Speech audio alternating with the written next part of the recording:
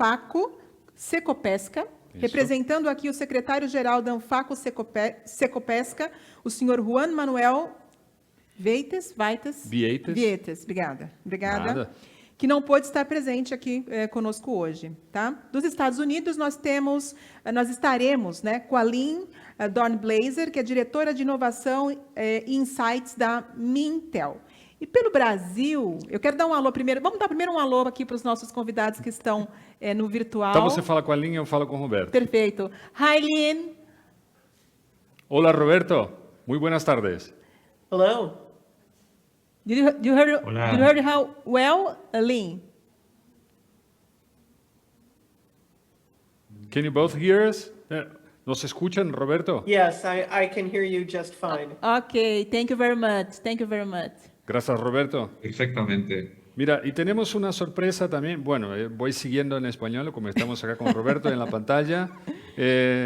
Tenemos una sorpresa que es una participación presencial. Isso, uma participação aqui do Brasil, representando o Brasil, né? A nossa convidada, a Cristiane, a doutora Cristiane Pereiro Neiva, que é diretora do Instituto de Pesca. Ela já está aqui no estúdio e depois nós vamos fazer novamente as devidas apresentações, né? Na hora que ela for fazer a dinâmica dela de apresentar, então a gente vai chamá-la novamente, mas eu já agradeço antecipadamente a presença dela. Exatamente, é um prazer, uma honra ter aqui a diretora do Instituto de Pesca. É isso. É uma pessoa que é tão querida para mim, mas eu não vou ficar aqui falando da nossa amizade, não. Deixa ela vir aqui para o palco, a gente conversa mais um pouquinho. Perfeito, perfeito. Então, vamos começar o nosso painel. Vamos começar com a Lynn? Vamos começar com a Lynn, então. Ótimo. Então, vamos mudar a chavinha, vamos falar inglês com a Lynn. Perfeito. Então, seguindo com a Lynn fica conosco aqui na tela e já podemos seguir. Perfeito. Thank you, Lynn. Hi again, Lynn. How are you? Good. That's great. Lynn's, she's talking with us from Chicago. She's in Chicago right now. And as Valeska mentioned already, she's one of the greatest specialists in Mintel. Okay, so she'll give us a lot of information about the global trends on new products and innovation. Okay, she's one of the greatest specialists in this field of innovation and trends. And she'll talk about the global seafood trends with a focus on Latin America, on what's happening here. Okay, so Lynn, thank you again for being with us today, and please feel free to share your presentation, and the virtual floor is yours for the next 15 minutes, 15 right? minutes. Okay. Yep. Thank you.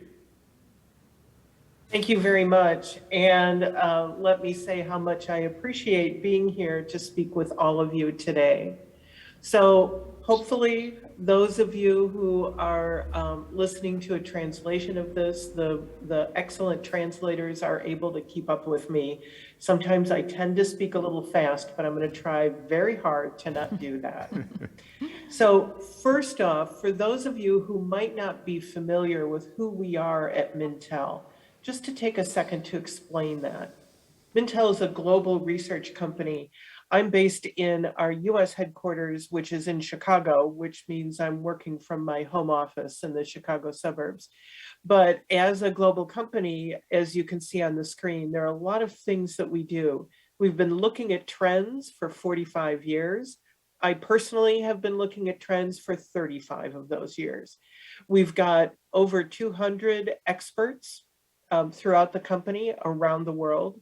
We cover 86 markets, including, I believe it's 6 or 7, we'll see when we look at the numbers, I've forgotten, specifically in Latin America. So there are a lot of things that we do as a company.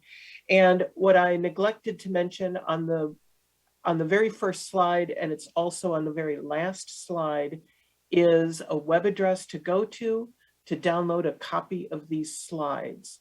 So feel free to write down everything you want to, but we will send you a copy of the slides. So to get started in talking about what's going on in terms of seafood, it's useful, I think, to take a very big picture look. So what you see here, I can appreciate that this is a little hard to see, but I'm going to make just a couple points about it. What you see here is market growth. So this this reflects sales data. The size of the symbol for each country denotes the volume, denotes how big the country is, and where it's positioned relates to compound annual growth rate, which is along the bottom axis, and also the volume consumption per capita, which is along the vertical axis. So not a surprise, China, there, the big red one in the middle, is the biggest one, as you can see.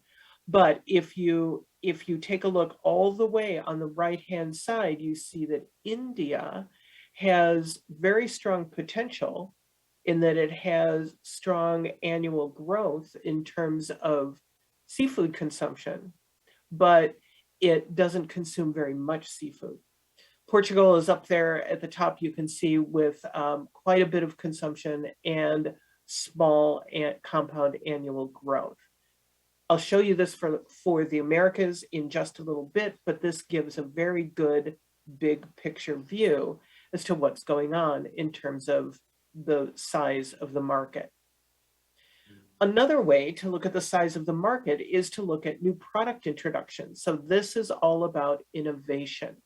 When what this represents is packaged, branded products. So it does not include, especially when it comes to seafood, it does not include seafood that is sold from a like a service case or a service counter where you pick out the piece of fish and someone wraps it up for you. This is all packaged products.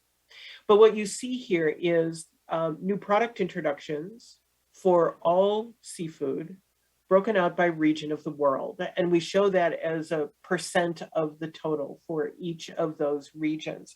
And as you can see, the European market is the most active, followed by Asia Pacific. So that's the dark blue and the lighter blue.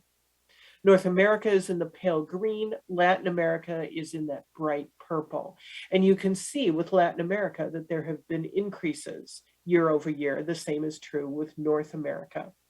But clearly, Europe, most active market. But that doesn't mean that there's no innovation when it comes to what we see in Latin America. And I'll be talking about that as I continue my presentation. So here's exactly the same market data as we saw for the world, but just with the data for North America, which for us is US and Canada, and then for the countries in Latin America for which we have data, and you can see that. And you can see there that it's Brazil, in terms of Latin American countries, that has the greatest growth, the greatest compound annual growth rate. And it's Peru that has the greatest per capita consumption. Now, if we do exactly what we did on the prior slide and look at new product introductions, this is new product introductions in the Latin American countries that we track. And as you can see, there are, I was wrong before, there are 12 of them, as you can see on this particular chart. When we look at new product activity, we see Brazil, Colombia, and Mexico are the three that are the most active. But I want to point out Argentina, which is the orange segment of each of these bars. And you can see the growth there, especially so far this year. So we've seen new product introductions increase there as well. Now, the 2021 new product introduction numbers are just through September. So we would anticipate by the time we get to the end of the year that the number of seafood introductions in Latin America for 2021 could very easily be greater than 2020. So I could spend several days talking about what we see going on in the market and what's important to look at and all of that. But in thinking about some of the key trends that impact seafood, it's these three that seem to really be important for this category of products. So that's what I'm going to talk about for just a little bit. I'm going to talk about convenience, ethics, and health. Convenience is all about being easy to prepare and in packaging that's easy to use. Ethics is mostly about the health of the environment, although it has some other aspects as well. and health is about good nutrition. So let's jump right in and talk a little bit about convenience. Well, here's a little bit of consumer data from some of the hundreds of surveys that we do. We asked consumers, you're going to see this data at the beginning of each of these three trends, and it reflects surveys that we've done in 35 countries around the world, where we're asking consumers the same questions across all countries, which allows us to show data like this, which is really quite fascinating. So this is, in general, this is not about seafood, it's about convenience. We ask consumers, how often have you made a meal or a drink with convenience foods in the last 3 months? Well, what we see here is that it is Peru that's, of these 5 countries, that is the most likely to have used, for consumers to have used some kind of a convenience food. It's Colombia, where consumers are using them most often. They're most likely to say that they use a convenience food daily. It's Brazil that is the least likely to use convenience foods. So this gives you a good sense of who's doing what, who's focusing on convenience. And it's fascinating when we take a look at the new product introduction numbers, because what we see here is the percent of seafood product introductions that have any of these 4 convenience claims, and I'll talk about them in just a second, that it's more likely to see those claims on products in Latin America, those are the pink bars, as opposed to everywhere, and those are the gold bars, especially when it comes to convenient packaging. Now, convenient packaging could be packaging that's easy to open, easy to reclose, simple to use in some way. Ease of use is that the product is simple to prepare and doesn't take a lot of steps. Microwavable is an obvious one. And this one called time/speed is all about the speed with which you can do what you need to do with the product. In this case, with seafood products, quite often those that are microwavable, for example, often also have a time speed claim as well, because they cook very quickly in the microwave. The sea crab gratin from Peru is one that hits, I think, every single one of these particular claims, because it's in a package for 2 people. So that's very convenient for small families. Very easy to use, just to open and heat.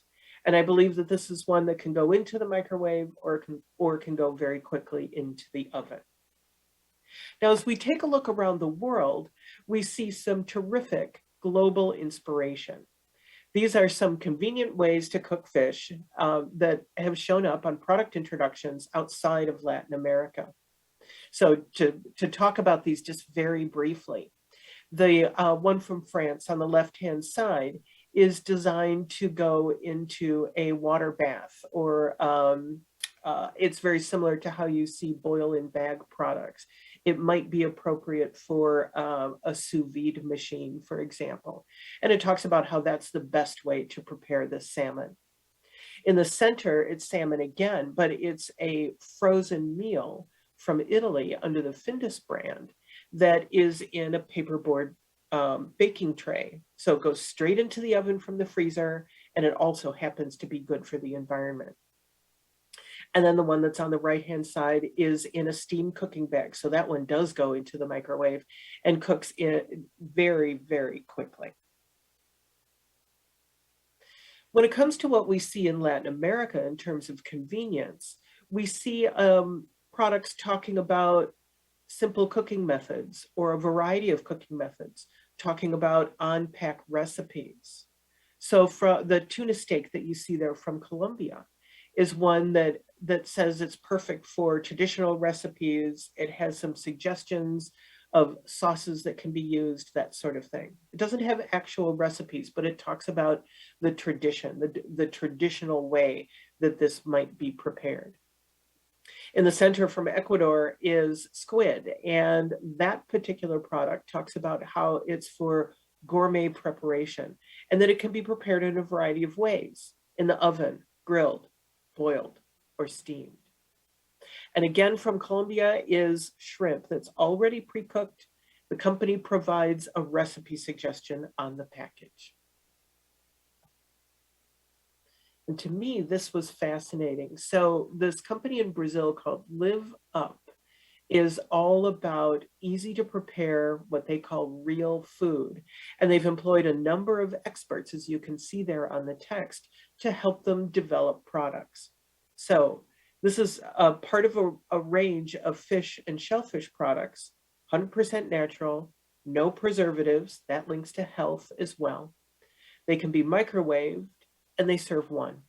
And so you've got a coconut curry that has shrimp in it. You've got another seafood that has spring onion and then ginger sauce. Again, quick and easy to prepare. So let's talk now very briefly about environmental issues.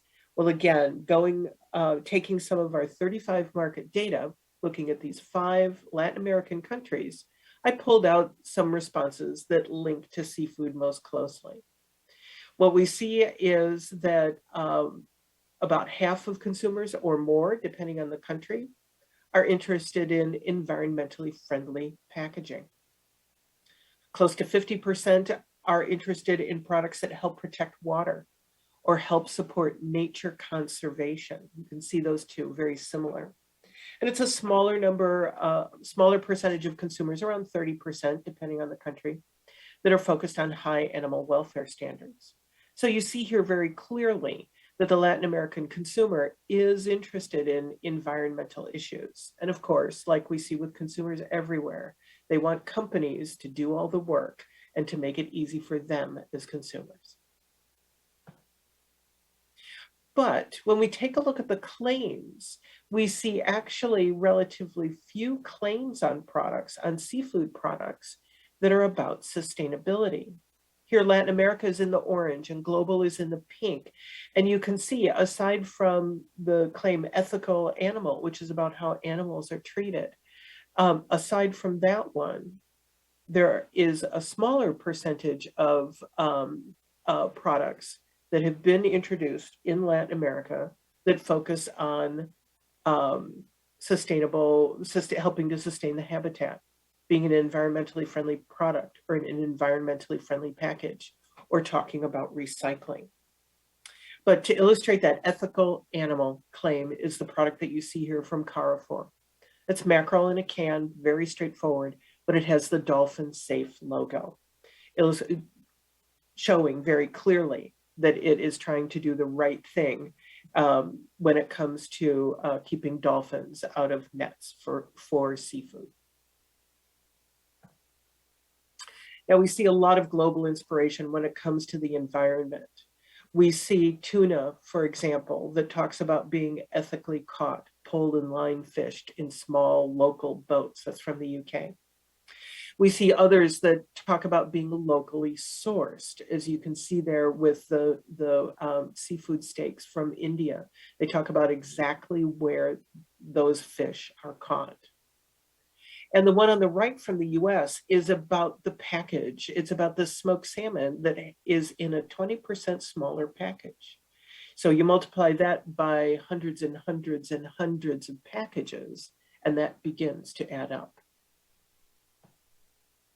Also, when it comes to products we see from outside the US, we see a lot of very detailed on-pack information. So the crab that you see there on the left-hand side, there is a lot of information on pack about how they're caught and what the crab pots are like and all of that and what they do. That one is from the UK. In the center is prawns or shrimp that come from sustainable aquaculture. And again, a lot of detail on pack about the benefits of that. And from France on the right-hand side is smoked salmon, but the company talks about, you can read that there, the fish swim against the current to grow up, their words, sporty, meaning they are out there swimming around just like salmon in the wild. That's the benefit there. So one last slide here of environmental related products, and then we'll talk about health and wellness. So we also see products talking about how the farm-raised fish are responsibly farmed. That's from the smoked salmon that you see there from the US. We see more and more logos appearing on pack. In the case of the Blue Water seafood product in the center, it's the Trusted Catch logo. And also from the US, from Aquastar, the company talks about this program called Seafood Forever, which is another certification program about all the good things it does in terms of social responsibility and traceability. So now let's talk a little bit about health.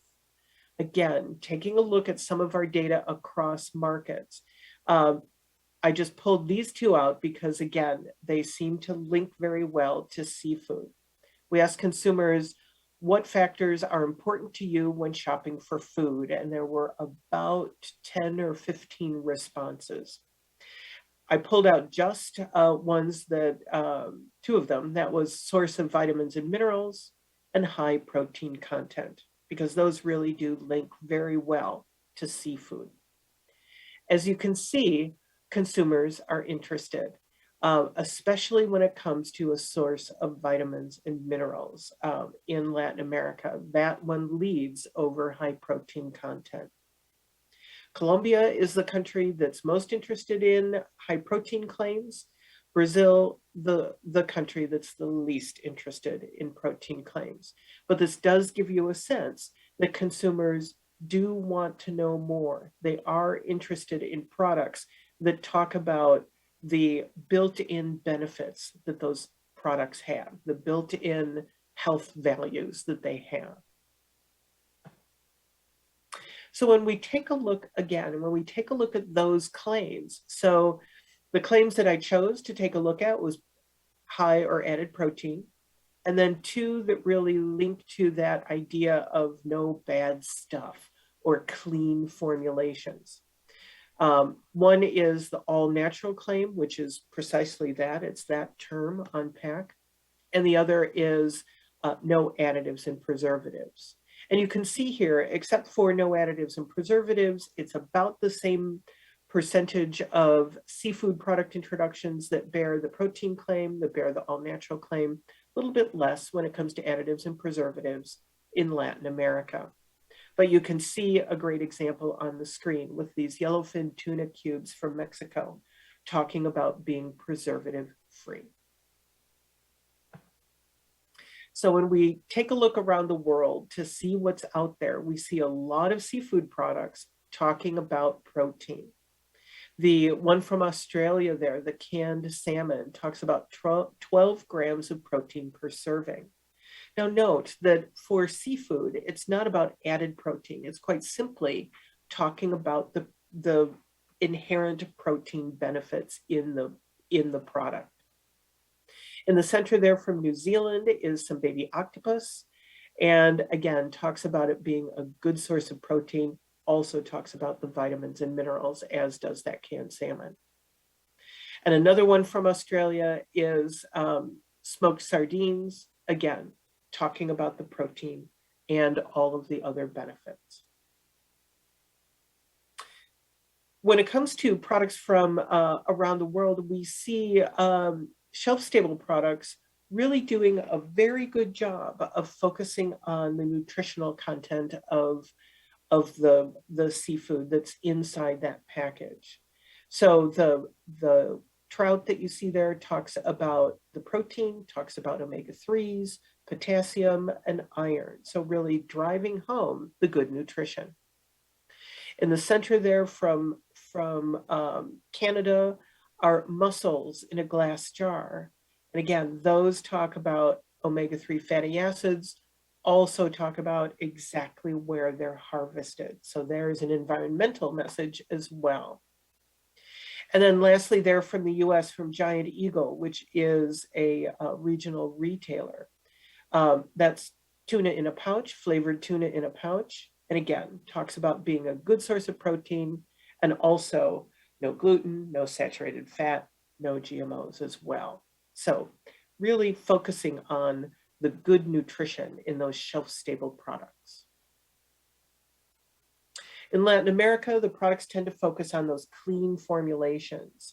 So StarKist in Puerto Rico talks about no added salt, and that's very big and bold on the front of the package. The Hake from Argentina, it talks about no additives and preservatives. Those are individually quick frozen IQF portions, so they're also really convenient. And the one from Colombia, the salmon there from Colombia, talks about being a natural source of protein and omega-3s. So again, very strong focus on clean formulations. So to finish my presentation for today, I have just a few final thoughts.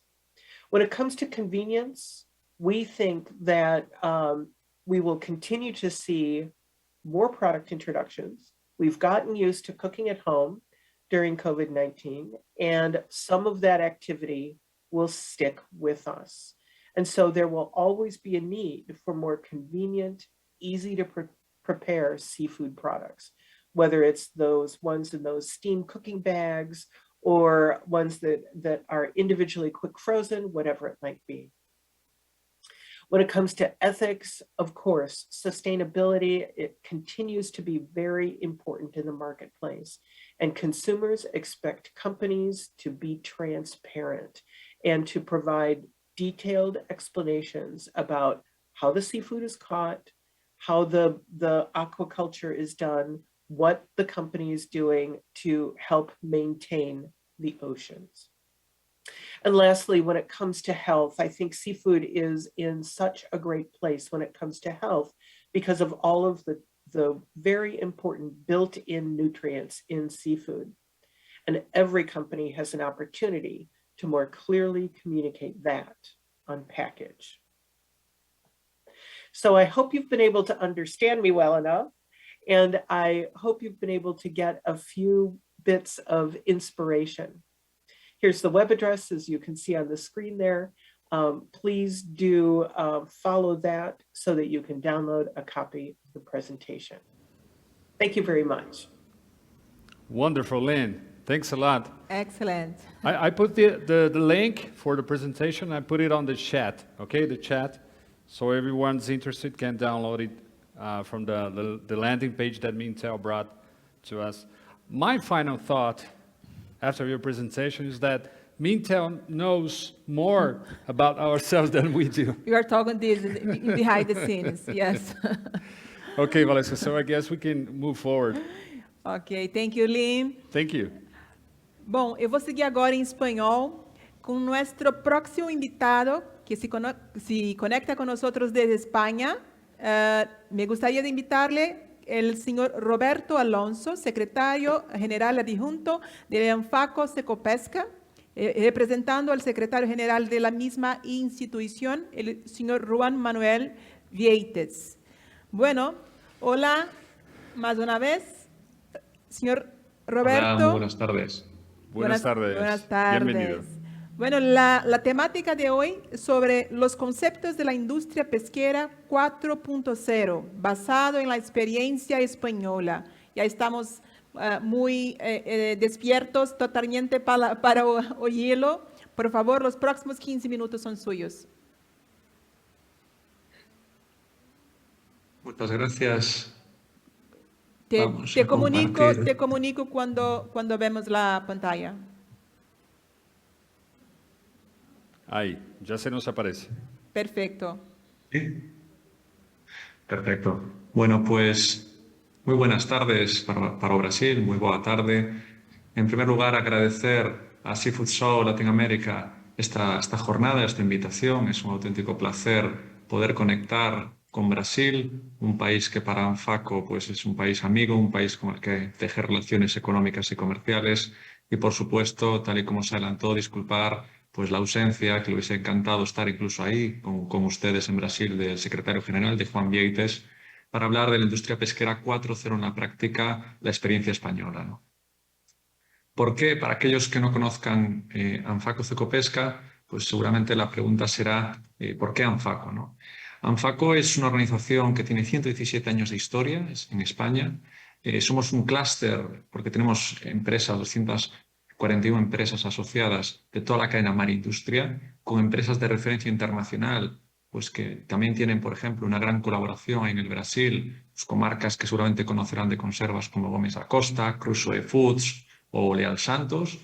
Y en esa trayectoria de 117 años de historia, desde 1904, pues llevó aparejada un hito que fue el desarrollo de un departamento de investigación y técnico, que a día de hoy es un centro tecnológico que desarrolla más de 100 proyectos anuales, ¿no? Y esa es un poco la razón de la que ANFACO está hoy aquí presente.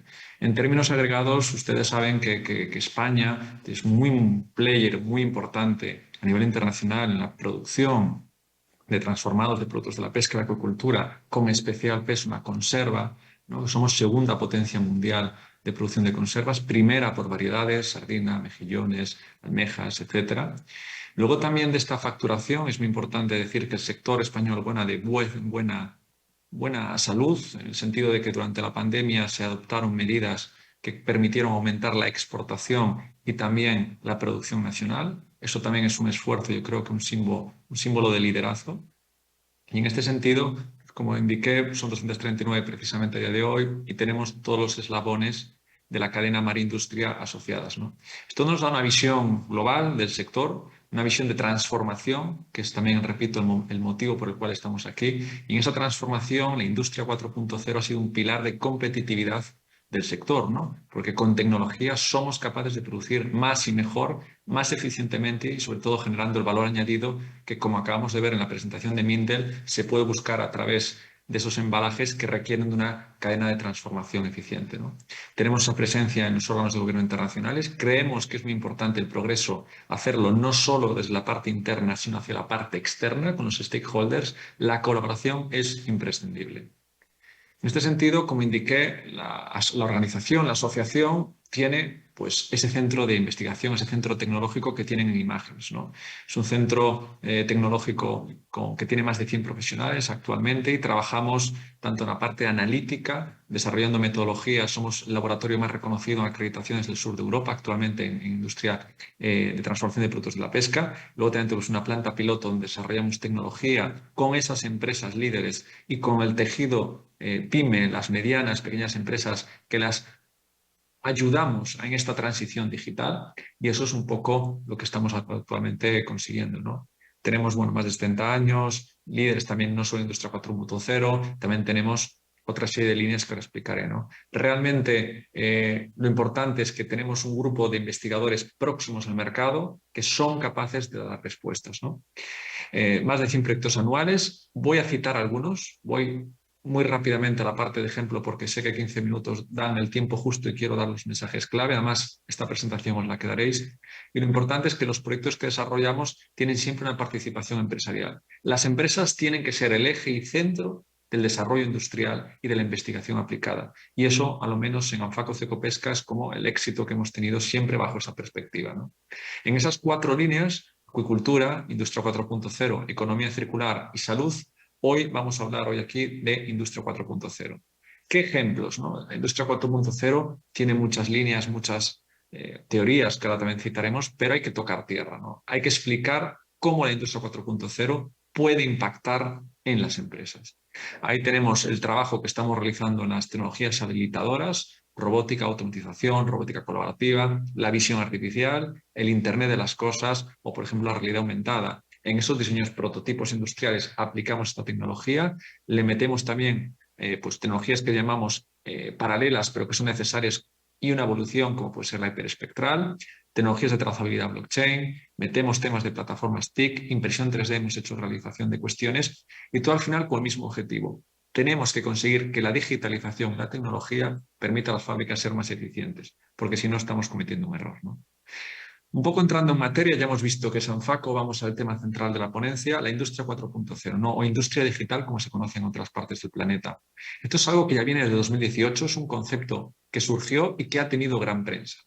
Algunos de los oyentes serán grandes expertos, otros seguramente pues habrán escuchado eso de los robots vienen a quitarnos los puestos de trabajo. Nada más lejos de la realidad, eso no es la industria 4.0, ¿no? Vemos que hay las teorías más clásicas, que la primera es la generación de vapor, la segunda la electricidad, la tercera los primeros puntos de la automatización, y ahora llegamos a una serie de tecnologías habilitadoras que quizás llegaron a confundir, ¿no?, en lo que comprendemos desde Anfaco Cecopesca, que es la industria 4.0. Esas tecnologías que pueden comprobar que son variadas, pero no nos equivoquemos, ¿no? La industria 4.0 es esto. La industria 4.0 son los datos, son la capacidad que vamos a tener como empresas de obtener datos, aplicarlos y que signifiquen una ventaja competitiva para las empresas. No perdamos nunca esto de vista. No son tecnologías, es un medio para que los datos nos den mayor rentabilidad. Y esto lo saben porque esos datos van a ser de tal cantidad que la inteligencia artificial, y ven un rato de inversión en las principales startups, se ha ido calentando en los últimos años hasta el punto de que es realmente el hándicap de esta cuarta revolución industrial. Todo lo que hagamos en nuestras fábricas tienen que enfocarse a obtener datos y luego ser capaces de esos datos, mediante inteligencia artificial, sacarle ventaja y valor añadido. Realmente, repito, hay experiencias que empiezan a surgir. Aquí son unas imágenes un poco realmente buscando la polémica, cómo esto lo bajamos al mundo del mar, ¿no?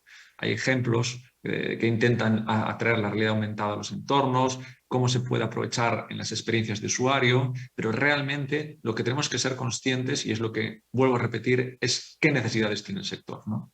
En esa digitalización, un poco para aquellos que tengan experiencia en fábricas, ¿por dónde comenzamos, no? Como he dicho, los datos son el centro de esta transición y una planificación es fundamental desde el punto de vista de que tenemos en nuestras fábricas, que es la parte de abajo de la pirámide, obtener mediante sensórica los datos de proceso. Nuestras máquinas tienen que ser capaces de ser digitales. No podemos ir a una industria 4.0 si no hay unas etapas previas que realizar, ¿no? En eso también ayudamos desde Anfaco. Digitalicemos las plantas, metemos sensórica, las máquinas son capaces de conectarse y eso le metemos después una aplicación que es el MES para controlar los datos. Después viene la planificación, que con nuestros proveedores también tienen que tener esa capacidad paulatina de crecimiento con nuestros clientes, con esa distribución, optimizar las rutas y con eso también trabajamos en los datos y luego eso llevamos a la etapa corporativa financiera con toda la información. Los consumidores son digitales. Esto es un hecho. Todos tenemos un móvil en nuestro bolsillo e incluso ahí tenéis un ejemplo de Japón, donde ya se está, pues casi puedes llegar a adquirir, ¿no?, con una pantalla digital los productos, te lo carga automáticamente y te lo llevan a tu casa. Esto puede sonar futurista, pero este es el futuro y este es el camino. Sí, solo sí, es más eficiente que la experiencia habitual y el consumidor entiende que es mejor para su valor añadido, ¿no? Ejemplos de realización. Uno muy sencillo. Trazabilidad, blockchain. La tecnología blockchain, tenemos un proyecto que se llama GaliTrace. Si alguien tiene interés, cualquier cuestión, por supuesto, después al final dejaré mi contacto. GaliTrace estamos trabajando en una plataforma de trazabilidad basada en blockchain para el sector marítimo industrial y que lo que queremos es acercar esta tecnología a una forma práctica, ¿no? Estamos, la verdad, bastante acostumbrados a escuchar el término blockchain y casi todo el mundo empieza a pensar en criptomonedas, pero realmente el blockchain es también otra herramienta más de la trazabilidad. Es decir, no es el blockchain en sí mismo una tecnología habilitadora, sino hay que saber cómo implementarla, ¿no? Y cómo implementarla en toda la cadena de producción, lo cual no debemos ser triviales, debemos ser prácticos y es muy complejo y es realmente donde estamos trabajando. En esa trazabilidad, que no tiene que ver también, como se dice, que se lleva la información, pero la trazabilidad tiene que ver con la seguridad alimentaria. Recordemos que los productos alimentarios tienen unos lotes de producto y esos lotes garantizan la seguridad de nuestros alimentos, ¿no? La trazabilidad de esos lotes es lo que se garantiza en las fábricas. Eso lo queremos llegar a digitalizar. Eso tiene un impacto en cómo cuantificamos esos lotes, que parece fácil, pero cómo cuantificamos los pesos, por las características del producto, qué persona lo hace. Y esos procesos, que es un tema de organización industrial, entronca muy bien con esa gestión digital. Las dos cuestiones van paralelas y aquí estamos precisamente trabajando en eso para que podamos, mediante esa digitalización, con el apoyo de las personas, llegar a tener toda la información que veis en la parte de abajo digitalizada, ¿no?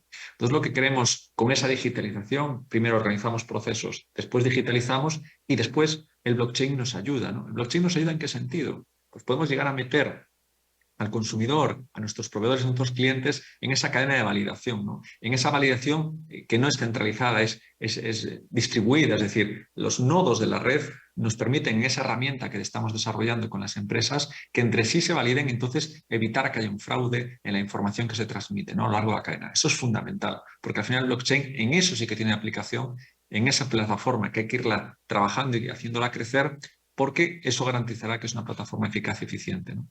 Los beneficios son varios. Realmente lo más importante yo creo que es precisamente la garantía de que el consumidor es una parte, un nodo más de los elementos y sobre todo los retos, ¿no? Los retos del blockchain, y esto es otro mensaje que me gustaría trasladar, es su conectividad. No podemos seguir haciendo plataformas aisladas. Si queremos llegar a una transición, una industria 4.0, tienen que estar interconectadas. Y esto que parece muy fácil a aquellos empresarios que lo estén viendo, es otro mensaje. Cuando les planteen algo digital, pregunten con qué se puede interconectar, cómo van a centralizar esa información y cómo va a ser una herramienta de futuro, porque si no es un parche para hoy, pero mañana tendremos que volver a reinvertir en estas cuestiones. Entonces, Galitrace, esta iniciativa precisamente se diferencia del panorama actual. ¿Por qué? Porque realmente a nivel global solo existe una aplicación específica en trazabilidad centrada en el pescado, que es una startup danesa, ¿no? Luego, las grandes, como por ejemplo IBM, tienen un sistema transversal. Lo que quiero decir con esto que en la digitalización de esa trazabilidad queda un largo camino por recorrer, ya se están dando como empresas, ya están desarrollándose las plataformas, pero específica en el pescado, la transformación de productos del mar, ahí Galitrace yo creo que está jugando un papel fundamental y en los próximos años, 2 años, porque la tecnología evoluciona muy rápidamente, ya será, esperemos, un estándar que podamos ver realmente y que también en Brasil se detecte y ahí lo tengáis ya como un ejemplo de trazabilidad, de ayudar a la digitalización, de ayudar a la interconectividad con el plus del blockchain. Continuamos por los tiempos. Otro de los retos que tenemos por delante, ¿no? La digitalización, cuando lo llevamos a las fábricas, acabo de hablar de que la información, los datos, es clave, pero claro, alguien me dirá, yo es que tengo una fábrica de alimentos, mis pescados, mis atunes, no son todos iguales. Efectivamente. Otros sectores que se suelen poner como referencia de digitalización, el automóvil es el clásico, lo tiene relativamente sencillo. Trabajar con un material homogéneo, uniforme, con unas dimensiones semejantes, ha facilitado, por ejemplo, la robotización o la automatización. En el sector del mar, gracias a los avances ahora en electrónica, en visión, sobre todo en visión artificial, estamos siendo capaces de que las partes autómatas ya no tengan que ir con posiciones fijas y que se puedan adaptar a lo que está en el entorno. Algo tan evidente que ya se ha trabajado requiere de mucho trabajo de algoritmo, mucho trabajo de adaptación y sobre todo de que sea rápido, ¿vale? Y ahí también el avance en informática es clave, porque ese avance en las cuestiones de velocidad nos permite pues, esa escalabilidad y esa competitividad. Ya hay ejemplos, pero ahora lo estamos llevando a la industrialización, ¿no? Hay, por ejemplo, la visión hiperespectral, es un proyecto que también tenemos. Lo que hacemos es la visión artificial, pero separa las capas en las 3 RGB y puedes llegar a ver más información que una simple foto, una simple visión artificial, ¿no? Y ahí puedes ir a la parte clásica, color, forma, tamaño, si se sabe, o puedes ir a lo que llamamos imagen química, a ver la humedad, ver la grasa, mediante una gran base de datos que comparas tus imágenes hiperespectrales con tu banco de ensayos. Esto ya está sucediendo. Ahora, por ejemplo, os traigo un vídeo que espero que cargue para vosotros.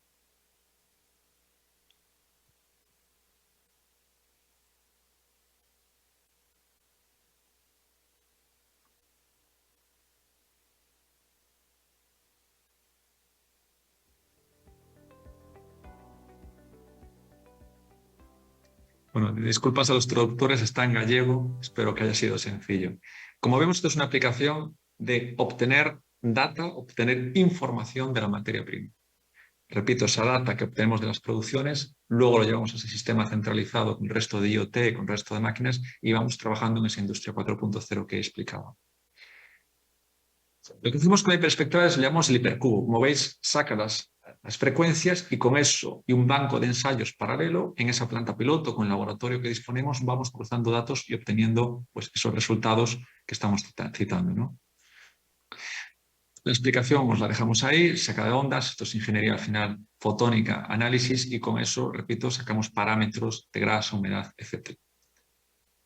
Yo creo que esto es muy importante, ¿no? La tecnología la tenemos que sacar del laboratorio a la planta, ¿eh? Y la visión hiperespectral tiene la ventaja de que es no invasiva, porque muchas veces, claro, es muy fácil cogerlos, una lata de atún, abrirla y evaluarla, o abrir productos en final, pero cuando sobre tu línea de procesado puedes llegar a obtener ventajas sin hacer una invasión de la producción, tengo un tema de seguridad alimentaria fundamental y luego de ahorro de costes, ¿no? Repetimos, la digitalización tiene sentido si solo si somos más eficientes y más competitivos. Otra máxima que aplicamos desde Anfaco Ecopesca.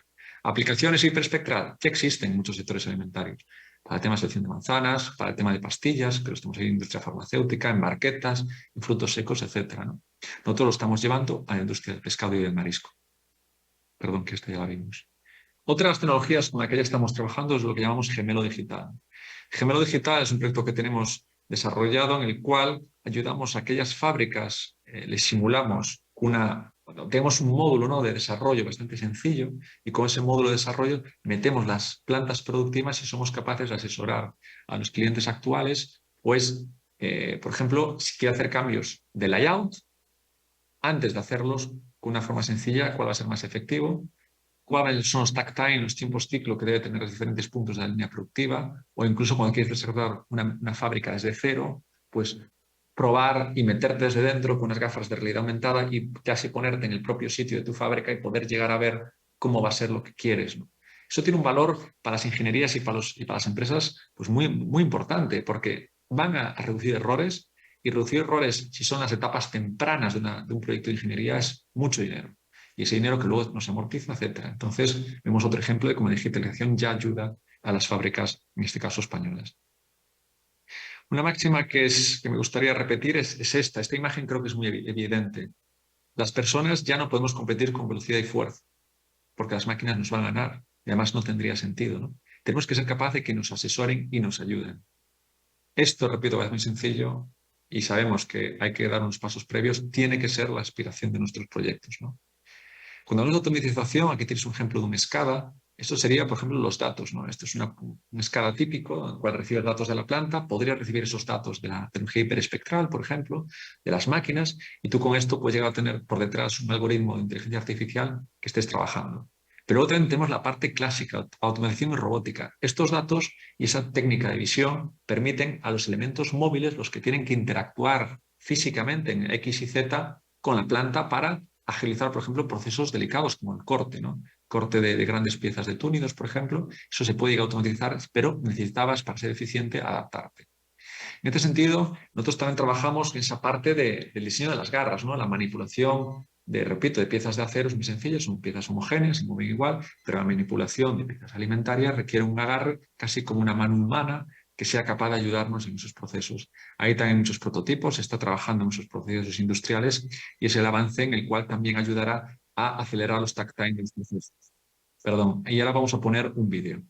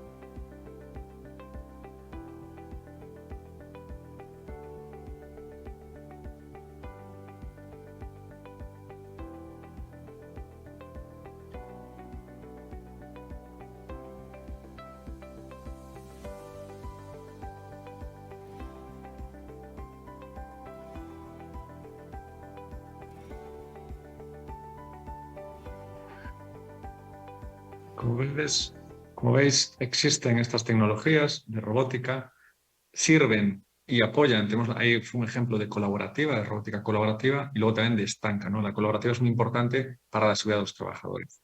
Otro ejemplo, que a ver si nos...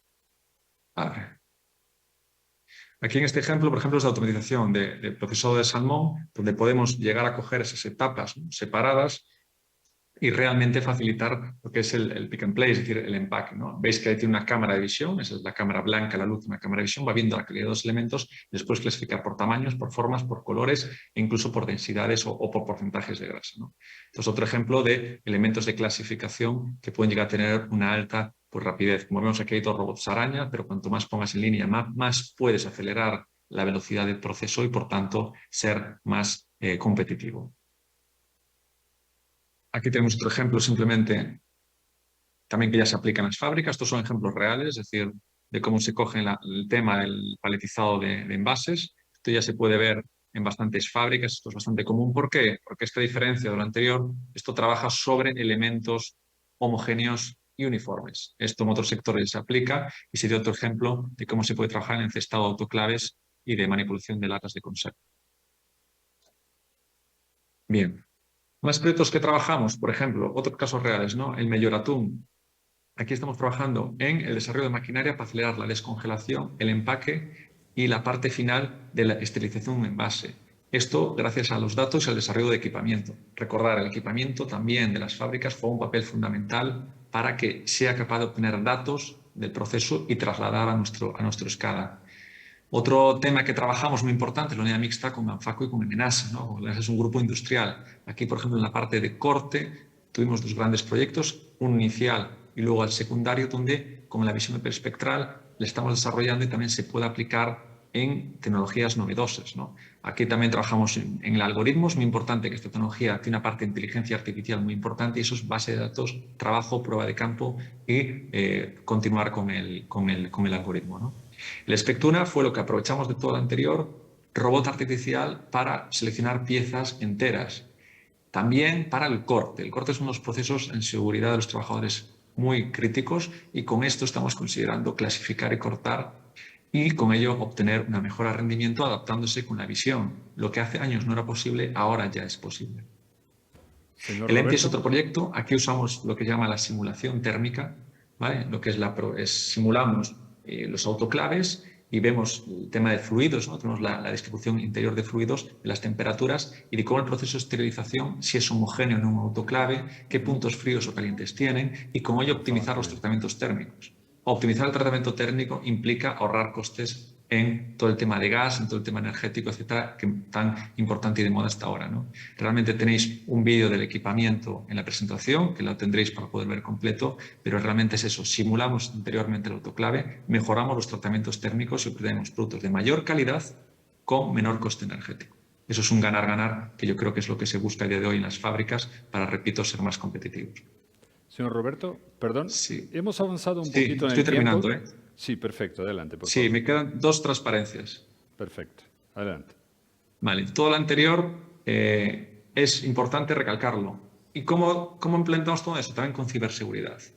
Las empresas tienen que ser capaces de coger esta gestión de datos y tener tecnología de ciberseguridad. No implementemos tecnología si no lo tenemos pensado. Existen cursos, desde España, desde Vigo, tenemos cursos ya para este tema, pero es necesario que toda esta transición la hagamos con ciberseguridad. Y finalmente, esta tecnología está para quedarse.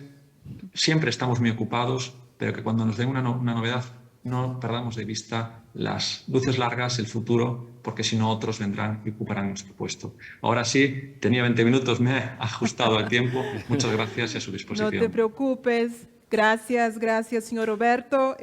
Bueno, esperamos que esa experiencia ibérica sirva como referencia a todas las industrias pesqueras y acuícolas de Latinoamérica, sin duda. Bueno, vamos a seguir con nuestra próxima invitada. Y, señor Roberto, se queda con nosotros para el panel de discusión, de debate. Sí. Ahora voy a seguir en portugués Por favor. para invitar a nuestra próxima panelista. Tenho muito prazer aqui em convidar a minha amiga, a doutora Cristiane Pinheiro Neiva. Tenho que dizer que é minha amiga mesmo. E ela está aqui com a gente hoje. Doutora, por favor, venha aqui para o palco com a gente. Ela é diretora do Instituto de Pesca, pessoal. Não é pouca coisa, não. Muito Tudo bem, obrigada. Cris? Como vai? Bem-vinda. Bem-vinda. Bom, espero que também se torne a minha amiga, né? O Ricardo está falando da minha amiga, então, nossa amiga. Então, Né? no coração dela tem espaço para muita Já gente. já sou. Quem gosta de peixe, Pronto. apaixonado está. Apaixonado está. Então, É isso perfeito. mesmo. perfeito. Eu que mesmo. agradeço, viu, Ricardo, Imagina, essa imagina. oportunidade. É recíproca, é realmente verdadeira, né, de estar muito feliz aqui no Connect, né, Seafood Show Latin América. Isso há muitos anos já, né, Cris? Que a gente se Muitos. cruza e Não cria vamos eventos falar juntos e quantos. tudo mais.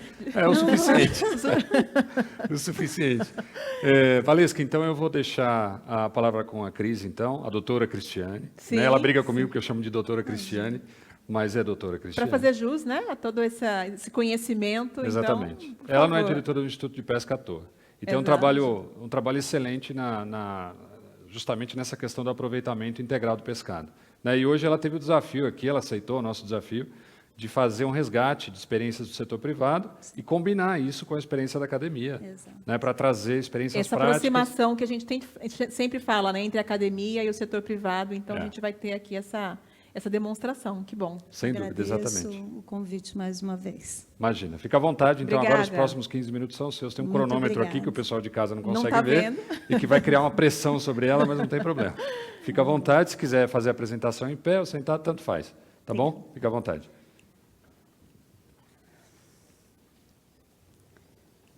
Precisaria só voltar. Então, agradeço mais uma vez a oportunidade de estar aqui em presencial, né, que hoje é uma novidade também para nós, e principalmente representando o Instituto de Pesca. Para alguns que não o conhecem, o Instituto é ligado à Agência Paulista de Tecnologia dos Agronegócios, da Secretaria da Agricultura do Governo do Estado de São Paulo. O Instituto faz hoje, né, tem mais de 50 anos já, e nós temos 4 centros de pesquisa, 2 centros de pesquisa em São Paulo, o Centro de Aquicultura e de Recursos Hídricos, e 2 centros avançados, em Santos e São José do Rio Preto, né, do pescado marinho e do pescado continental. Permeamos aí o Estado com as várias unidades de pesquisa, tanto no litoral, Campos de Jordão, Pirassununga, avançando para o interior do Estado e para trabalhar com pescado continental e aquicultura também. Deixamos o site, né, e também as nossas redes sociais, o Instagram, para quem quiser conhecer um pouco mais da instituição. Além disso, temos também 2 equipamentos bastante interessantes, que são o museu, o aquário, e também a nossa pós-graduação em pesca e aquicultura e a nossa parte de editoração do boletim do Instituto de Pesca. Falar de aproveitamento integral é sempre um desafio bastante grande, e desde o início da minha carreira eu sempre gostei desses organogramas, né, onde a gente conseguia enxergar esse aproveitamento pleno, né? E sempre a gente precisa ressaltar, né, as várias possibilidades de utilização e lembrar sempre que a inovação está aí, né, nessa linha de aproveitamento integral, quando a gente busca os novos produtos, busca aproveitar todos os nutrientes, né, e bioinsumos, né, de extrema importância que essa rica proteína animal apresenta.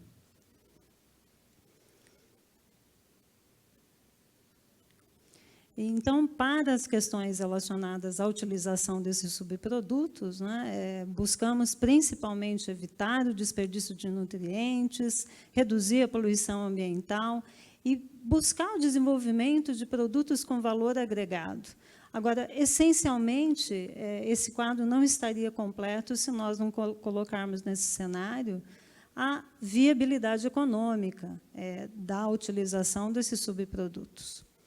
E eu estou com alguma dificuldade de passar o slide.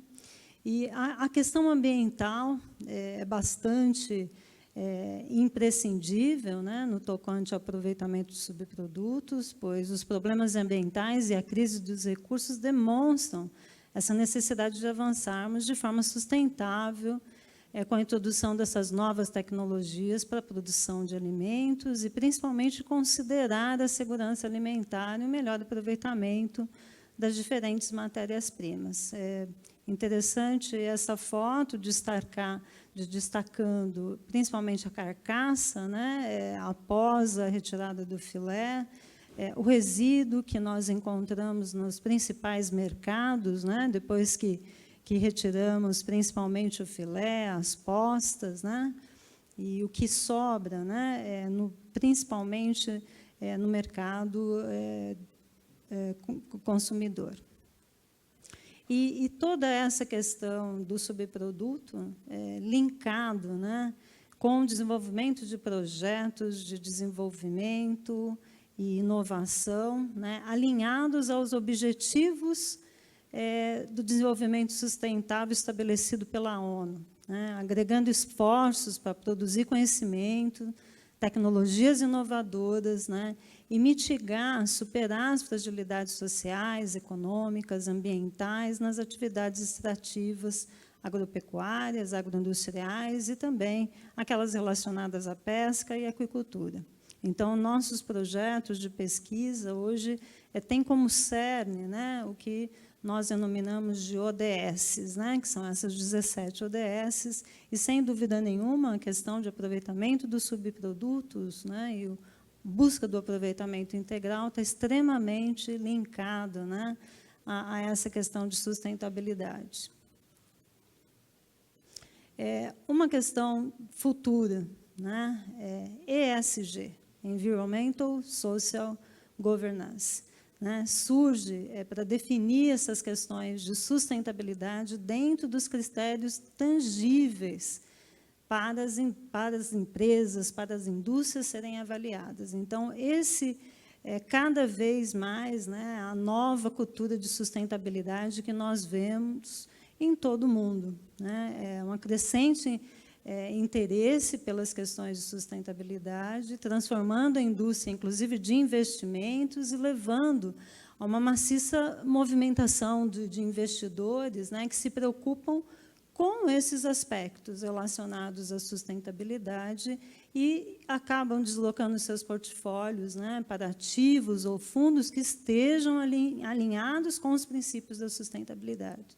Então, cada vez mais essa cultura permeia, né, também a indústria, e teremos aí, num futuro, com certeza, né, uma valorização cada vez maior daquela empresa, daquela indústria que investe em conceitos relacionados ao aproveitamento integral e à sustentabilidade. Eu trouxe essa questão que saiu há dias atrás, né, até para ressaltar a importância, a necessidade de sempre revermos, né, a utilização dessas denominações. Então, restos de peixe, né, são vendidos em supermercado, ou resíduos de peixe, tem uma conotação bastante complicada, do ponto de vista até de consumo de uma parte, né, que não seria direcionada para o alimento, para a alimentação humana. Então, nesse caso, se nós tivéssemos subprodutos, coprodutos, partes, né, já teria uma outra conotação. E, sem dúvida nenhuma, nós temos ainda um mercado, né, que direciona grande parte aí dos seus esforços para o produto-alvo do filé. E muitas das empresas que fazem as suas tentativas com relação à utilização de subprodutos mencionam, né, a dificuldade até dos consumidores para novos produtos, para novos cortes, para novos desenvolvimentos, né? Então, a gente precisa sair um pouco, né, do filé, tendo em vista, principalmente, que ele tem um rendimento de, no máximo, 33%, um pouco mais, dependendo da espécie, e há todo um reflexo, né, do que nós temos de perdas em termos mundiais quando nós vemos a nossa produção. Então, realmente, é uma quantidade bastante grande de resíduos, de subprodutos que nós podemos redirecionar. E a pesquisa, né, tem avançado nessas possíveis aplicações tecnológicas, né, dos subprodutos, do processamento do pescado, e muitas situações têm aparecido em termos de novos produtos e, principalmente, né, bioinsumos, né? Então, podemos citar, por exemplo, a quitina, a quitosana, os colágenos, a gelatina e as enzimas, que vêm sendo usadas e bastante valorizadas. Tá? Uma outra questão que é bastante interessante a gente enfocar é a utilização da pele, né? Da pele, principalmente da pele da tilápia, vinda, né, da aquicultura, com controle maior, né, tanto na utilização na própria medicina, como também a utilização alimentar da pururuca, e também do couro e também do colágeno. Então, é uma versatilidade impressionante, né, o que nós temos com relação à pele. Esses artefatos de couro, tanto tem o couro de pirarucu, quanto também o couro de tilápia no chapéu, agregando muito valor, né, a algumas peças.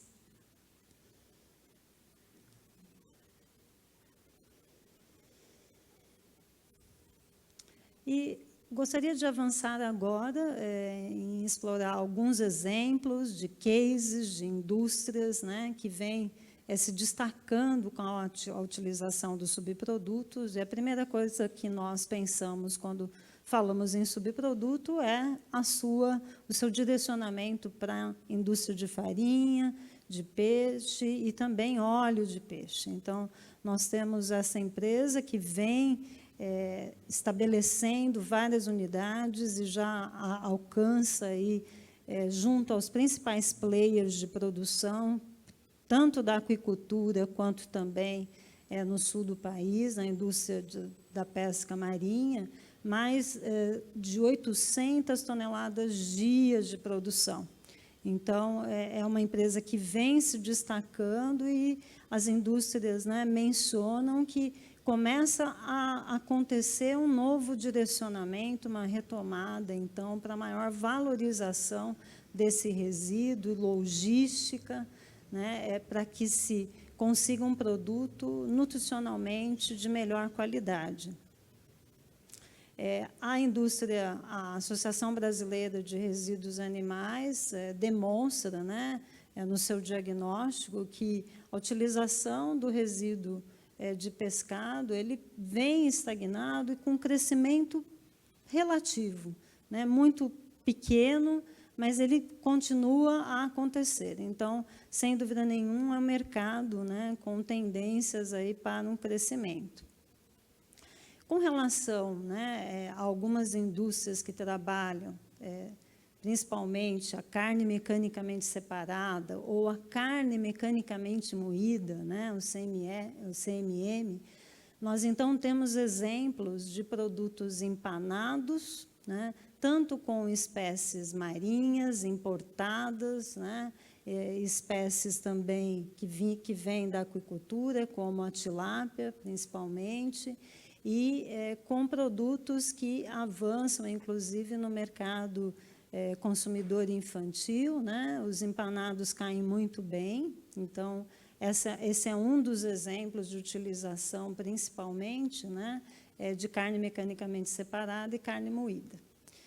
Avançando para a utilização também de CMS no salmão, tilápia, almôndegas. Essa empresa também se destaca pelos cortes diferenciados de peito contra filé, ou iscas de peixe, ou barriga, ou ventrecha. Então, essa questão da nomenclatura, né, vem se destacando, e também de produtos com carne mecanicamente separada, aqui pratos prontos com carne mecanicamente separada. Já essa empresa, a utilização plena, né, da pele, tanto com a pururuca, quanto também com a exportação para o mercado asiático, o mercado de colágeno, né? Também destaque para o peito contra filé, a utilização da cabeça e também da CMS, no quibe e no molho à base de peixe. Cabe um destaque para o peito contra filé, que chegam a atingir de 7% a 8%, né, do rendimento do peixe, rendimento bastante interessante. Aqui é uma empresa de Minas Gerais, de Furnas, interessante o destaque, né, em meio ao filé e aposta no pedaço de contrafilé, valorizando muito, né, esses cortes diferenciados. Aqui, no nosso colega, doutor Rogério de Jesus, encaminhou detalhes do tambaqui, um peixe muito consumido na região de Manaus, e toda a abordagem, né, da bexiga natatória, que é procurada em todo o norte do país, principalmente para a pescada amarela, e nesse caso aqui do tambaqui, o filete se destaca para a produção de CMS, inclusive para biscoito.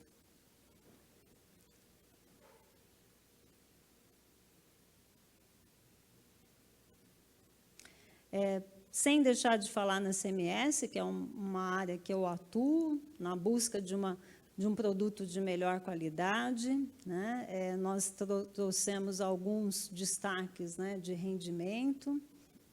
Eu vou passar um pouco mais rápido. Então, a matéria-prima, tanto a carcaça quanto as aparas, né, de tilápia, de salmão, refile, e os rendimentos que a pesquisa tem alcançado, né, com a carcaça das diferentes espécies, diferentes equipamentos, né, o pintado, então, utilização de subproduto, aí o panga, quase 50%, salmão, 80%, e aqui eu trago também um case do Instituto de Pesca, de várias pesquisas, né, que avançaram na Unidade Laboratorial de Tecnologia do Pescado, com a caracterização da CMS, desenvolvimento de produtos desidratados, como o biscoito no micro-ondas, a sopa, o medalhão, a almôndega com a alga, com a macroalga Capaficus, né, temos a linguiça também. Então, vários exemplos, né, da utilização de CMS. Aí alguns pratos também com preparação de CMS e alguns desafios, né, que nós temos para a pesquisa do estabelecimento, então, desses novos cortes, nomenclaturas das diferentes espécies, buscando principalmente a viabilidade econômica do aproveitamento, né? Nós precisamos estar abertos, né, para essa conexão da indústria e da indústria e da pesquisa, né, para o desenvolvimento de novas formulações, a questão da CMS, dos aditivos, a melhoria da estabilidade também de produtos à base de CMS, ainda são um desafio. A legislação, a pesquisa dando amparo à legislação, a questão de elaboração de regulamentos técnicos de identidade e qualidade. Então, a consultoria, né, junto à academia e aos institutos de pesquisa, dão base, né, para o estabelecimento de uma legislação que leve até a avançar em mercados como, por exemplo, da alimentação escolar, né, e o ressalva a CMS, que tem as características adequadas de isenção de espinhos, né, e sabor suave na preparação de vários pratos e preparações, e a gente ainda tem esse mercado em aberto, as indústrias, né, precisavam puxar essa iniciativa e estabelecer um padrão aí em termos de atendimento, porque é um mercado bastante importante. Aqui algumas ideias que surgiram, realizações que surgiram, né, no Instituto de Pesca, junto à Unidade Laboratorial de Tecnologia do Pescado, como concursos gastronômicos, que avançam principalmente para tirar o estigma, né, do novo, da utilização do subproduto, né, assim como também o livro de receitas, né, com CMS, tanto receitas caseiras, gourmet, como também para alimentação escolar. Então, o desafio é principalmente de buscar estabelecer um cenário de produtos com uma aceitabilidade, né, tão boa como a gente tem do filé. Com isso, eu termino a minha apresentação. Peço desculpas por ter avançado um pouco no horário. Deixo o meu e-mail para quem precisar de mais alguma informação. Muito obrigada. Nós é que agradecemos, doutora. Foi ótima a apresentação, vários comentários aqui já. Eu te convido a sentar, ficar aqui com a gente, por favor. Fica à vontade. Assim a gente já pode começar até o nosso debate, né? Ler alguns comentários e trazer as perguntas aqui. O chat estava muito movimentado, como sempre. Eu adoro quando a gente tem o chat movimentado. E aí eu quero trazer uma pergunta aqui, na verdade é um comentário. Vamos trazer os nossos convidados estão em tela já? Já chegaram aqui. Perfeito. Aileen. Olá, Roberto. Otra vez, bienvenidos, welcome again. Exato. Na verdade, eu tenho um comentário, vamos ver se eu não perdi, tem tanta aqui informação. Achei. Eu tenho um comentário aqui da Multipesca que eu queria transformar numa pergunta aqui para o Roberto. Una pregunta, ¿escuchan la traducción? Can you hear the translation? That's great. Ok, então vou seguir em português, tá? Então, Roberto, tem uma pergunta aqui, na verdade, um comentário da Multipesca, que é sobre a dificuldade para as pequenas empresas, né, em aderirem ou em avançarem, né, em se tornarem empresas, indústrias 4.0. Então, eu queria traduzir isso para você numa pergunta, quer dizer, quão difícil, quer dizer, o custo é um impedimento, né, ele é impeditivo para que a gente possa atrair mais empresas, as pequenas empresas, né, na indústria 4.0?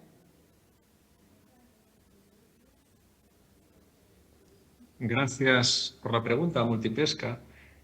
El reto de las pymes precisamente pasa por aprovechar las tecnologías que no sean excesivamente complejas o requieran de mucha preparación para aplicarlas. Me explico.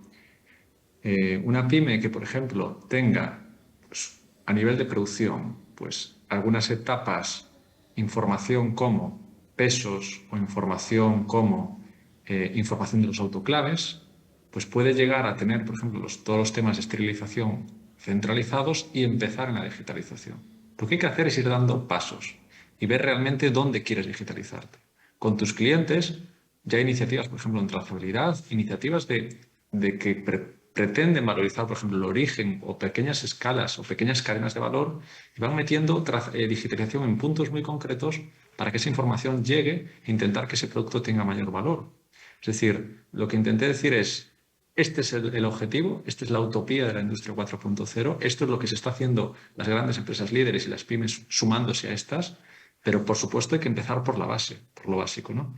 Aquí en Galicia, por ejemplo, tenemos los que llaman los hubs de innovación digital, que precisamente conectamos muchas veces lo más difícil para una pyme es encontrar el proveedor de tecnología que le va a ayudar a su reto concreto. Eso, por ejemplo, en Brasil podría ser extrapolable y ayudar a esas pymes a que tengan esos proveedores para retos concretos. ¿Es el coste una barrera? No, no es el coste una barrera si realmente esa solución tecnológica le ayuda a ser más competitivo. Y por eso, repito, si eres más eficiente, no es un coste. Si estás cogiendo datos porque te gusta ponerlos en un ordenador, sí es un coste. Y eso es el enfoque que desde Anfaco estamos intentando dar. Muchas gracias. Gracias a usted, señor Roberto. Gracias. Sí. Tem uma pergunta, Ricardo, para a Lynn? Tenho uma pergunta para a Lynn. Na verdade, são vários comentários que foram feitos, né? E ela mesma já respondeu alguns desses comentários diretamente aqui no chat. Eu queria deixá-la à vontade, caso ela queira comentar. Por exemplo, o Eric Rutledge, lá da Embrapa. Isso. Amigo também, um abraço para ele. Ele disse, Lynn, great presentation, thanks. Do you think there is a growing trend in the participation of compostable packaging in the market? Ela respondeu, mas caso ela queira desdobrar isso um pouco mais, fique à vontade, viu, Lynn? Se você quiser comentar um pouco também agora ao vivo, por favor.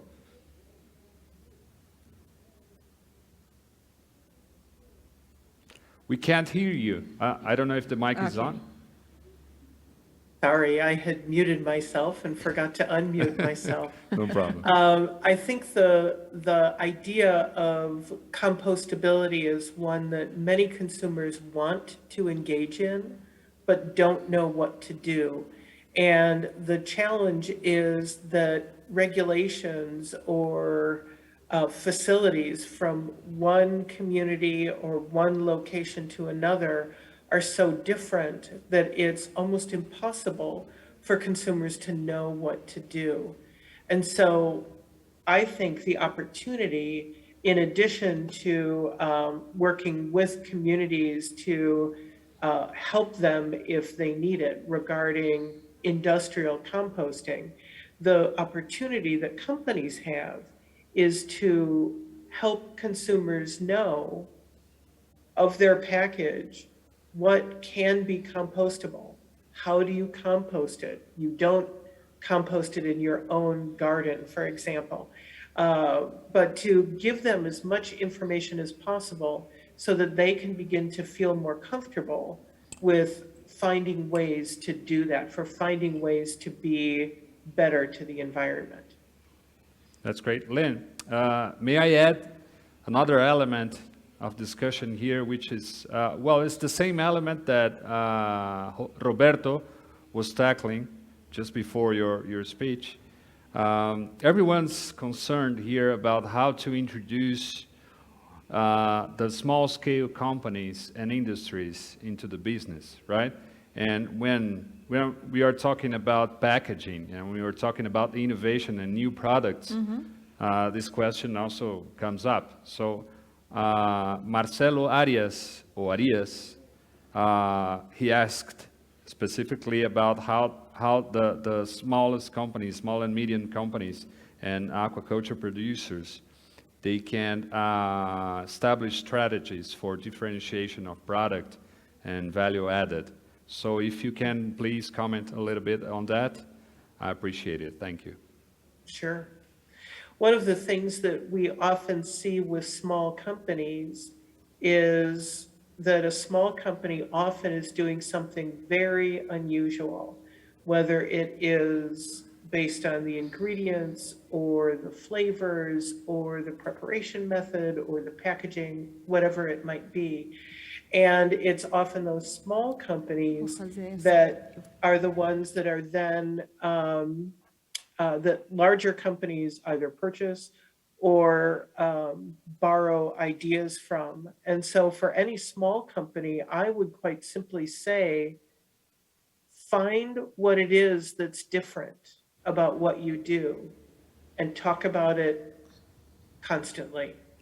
And that's how you get more consumers to want to purchase your product. Great tip.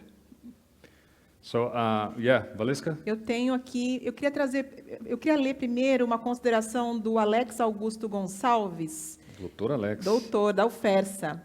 Ele comenta o seguinte: o aproveitamento integral do pescado é um tema muito discutido, porém, na prática, vemos um grande desperdício de excelente matéria-prima. Faltam estudos de viabilidade econômica para vários produtos ou subprodutos dos resíduos. A CMS é uma forma de aumentar o ganho da empresa, mas somente a carcaça não é viável. Aí ele complementa e a gente também reforça. Parabéns, Cris, pela palestra. E aí, eu queria trazer para você, doutora Cristiane, uma pergunta aqui do Cacá, da do Peixe. Ele está citando o seguinte: falando em nomenclatura de cortes, o Instituto tem alguma regulamentação ou normatização para especificações das formas de comercializar o pescado? E aí, uma segunda pergunta, um padrão de códigos ou informações, né, que determinem a forma de comercializar os produtos em todas as suas variações e cortes. Então, especificamente dos cortes, do que tem saído das indústrias recentemente, contrafilé, as iscas, o próprio peitinho, né? Peitinho, peixinho, cada hora essas indústrias inventam coisas novas. A tulipa, né? Que a gente também tem na família dos bagres. Isso vai estar relacionado muito com a diversidade de espécies que nós temos. Então, o que começa a acontecer são trabalhos que levantam o rendimento do que se tem de determinadas espécies. Então, o Instituto começou a fazer isso com panga, por exemplo.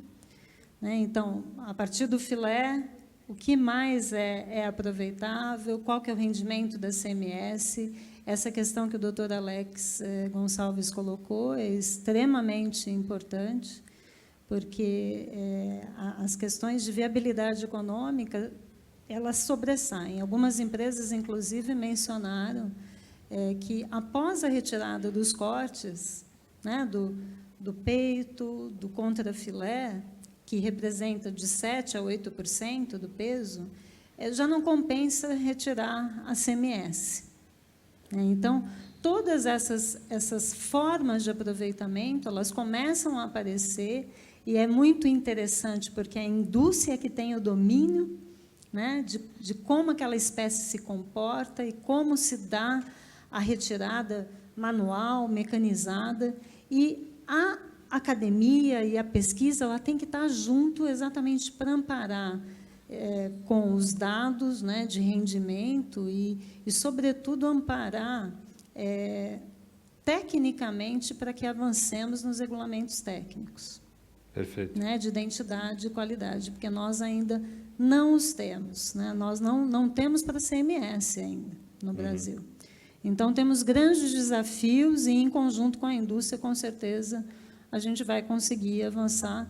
E respondendo mais especificamente a pergunta do Cacá, para os cortes especificamente não, mas para rendimento da CMS nós já temos muitos trabalhos, né? Inclusive de comparação entre as espécies que devem já ser considerados. Todos eles de acesso livre, né? Todo mundo pode acessar. De acesso se quiser. livre, né? De acesso livre. Eu fiquei encantada aqui com a tô à quantidade disposição. de informações e de cases, né? Você tem muito trabalho aí, muitos resultados, né? Isso acho que Temos é muitos resultados. sensacional. E agora, tudo isso sem a indústria estar junto conosco, direcionando, inclusive, para o que realmente é rentável, de nada vale, porque o que eu escuto muito, né, por que nós não temos os produtos de CMS realmente estabelecidos no mercado se essa tecnologia já tem mais de 40 anos? Se essa tecnologia já vem lá do Japão, por que não se estabeleceu ainda dessa forma?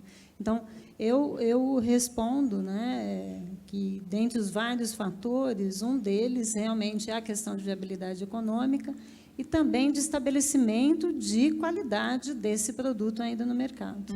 Né? Se o produto chega com uma qualidade e não é instável, não é atrativo, né, ele realmente não agrada o consumidor ele não se fideliza.